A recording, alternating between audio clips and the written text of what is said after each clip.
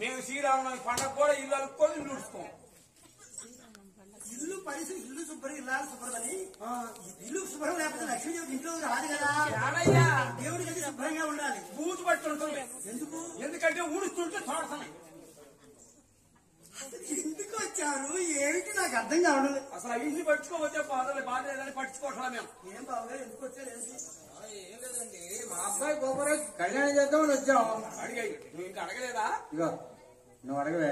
అడిగే నేను నువ్వు మొగోడి కాదు అడగడానికి. బావా అడిగాయి బావా, మా అబ్బాయి గోపారావుకి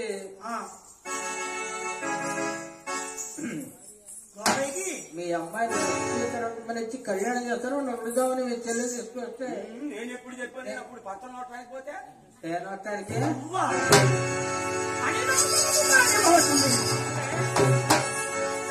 మీరెక్కడ నేనెక్కడ చెప్పా నా మాట లెక్క లేకుండా వచ్చి బండి కట్టుకున్నాడు. కూడా వచ్చి